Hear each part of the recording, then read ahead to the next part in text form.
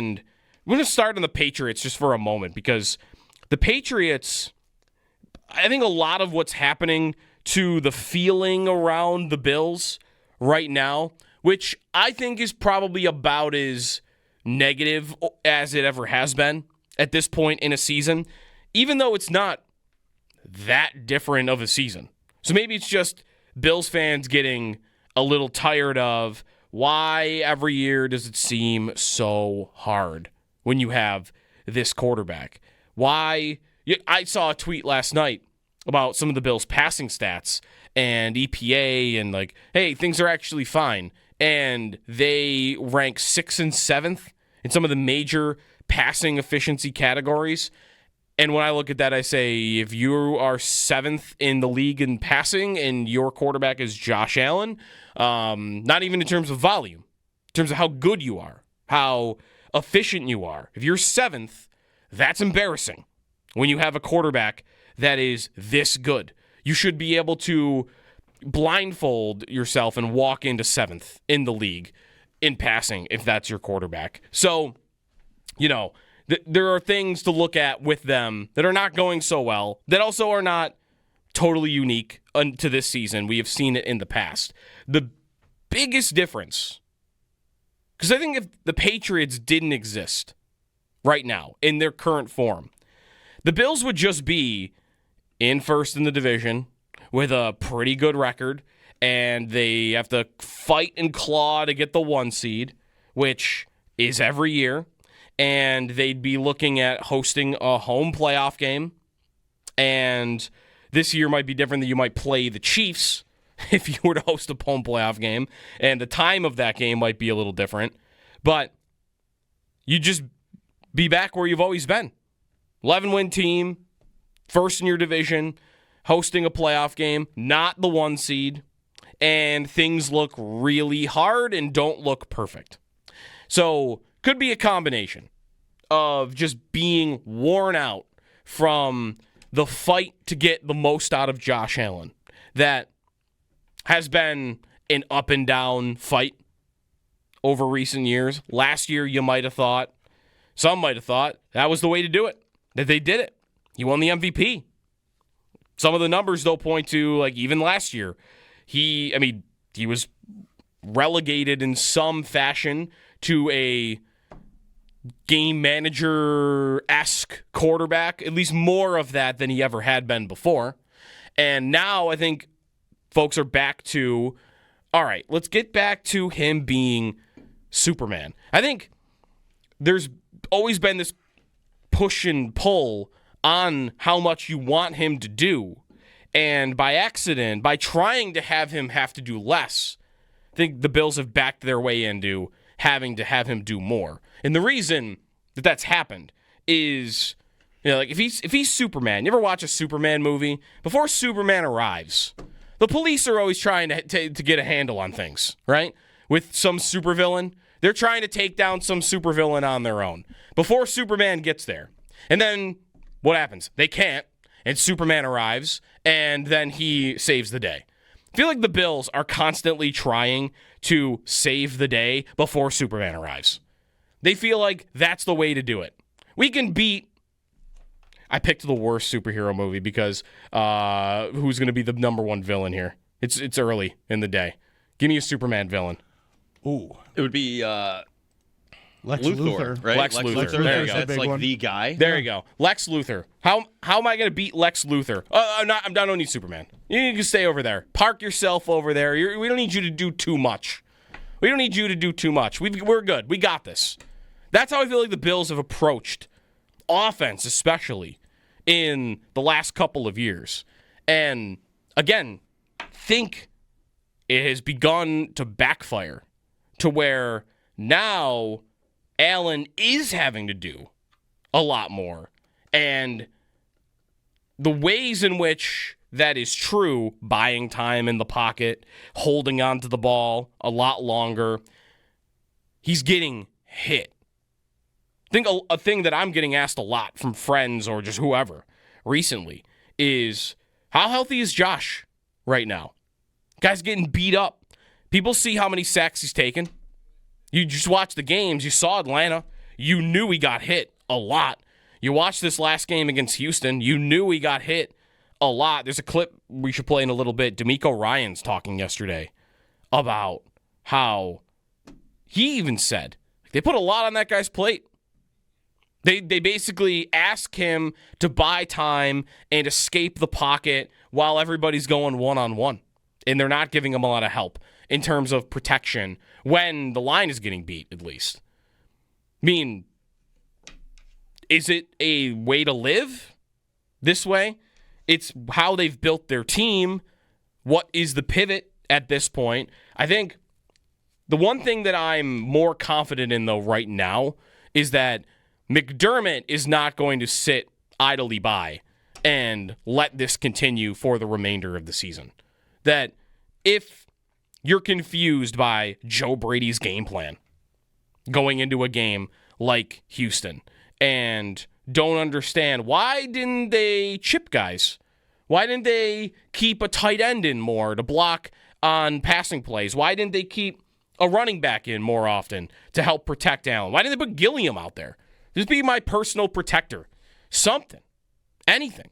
Especially after Spencer Brown gets hurt and I've got Ryan Vandemark in there, and it was very clear very quickly that dude was not going to be able to block either Will Anderson or Danielle Hunter. Why didn't I do something about it? And that's a question for Joe Brady. But what McDermott said post-game about, multiple times, he might have said it 3 times, that this is no way to live. It's not healthy to have our quarterback getting hit 12 times. He kept mentioning that. 12 times that the quarterback got hit. And that is the new part of Allen and the push and pull of how do you build an offense around him? What's the best way to utilize him to get the most out of him? Because right now, the biggest issue is he's getting hit and he's taking a lot of sacks.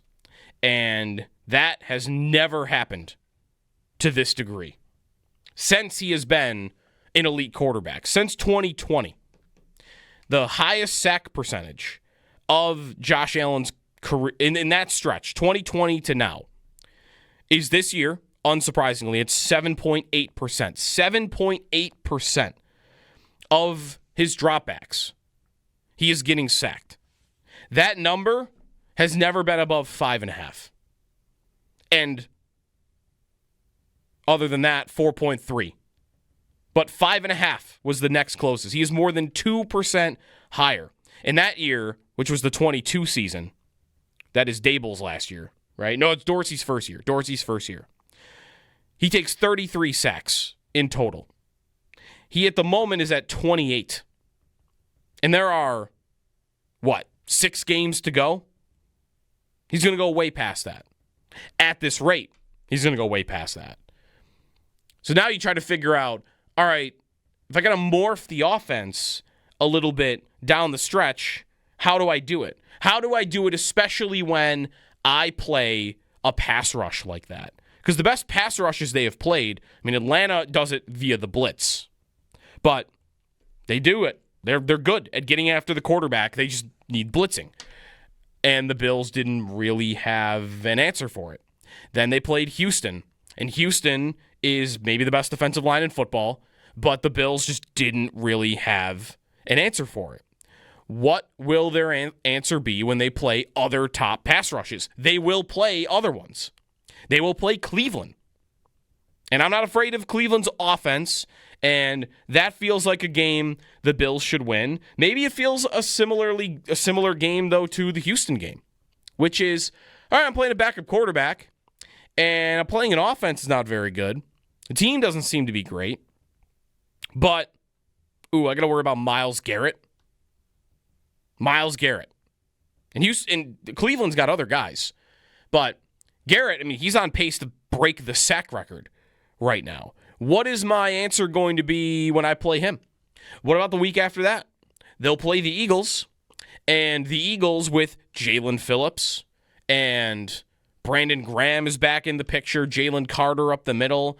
They have a great pass rush. They also can cover in the back end. What is my answer going to be when I play them? Because basically, those will be their biggest two tests from here to the end. How do you not let Allen get hit, especially when you're playing top teams like this, top pass rushes like this, defenses? The team to think about in the playoffs for that is Denver. Denver is getting sacks on 11% of their dropbacks. 11% of the opponent's dropbacks. That's a crazy number. More than one of every 10 times that the other quarterback drops back to pass, the Broncos are going to get a sack. They are great. And if the Bills play them, and they could play them in round one. What I'm basically doing now is looking at how the season is going to play out as to who they could play in round one. Because they're going to have to go on the road. They're going to have to win games on the road. And if you're looking at things that they have the hardest time with throughout this regular season, you would say a physical run game. They have the hardest time with that. I mean, really, they can't stop anybody on the ground. That typically, though, is something that I think you can get by with. You can get by with a bad run defense. Historically speaking, that seems to be true. You can go on a deep playoff run. Other things that they're really bad at, again, I think when they play a top rush, they're bad at keeping their quarterback upright and not taking hits and not taking sacks. And it's not just the line. I mean, the line is actually, I think, relatively a really good offensive line.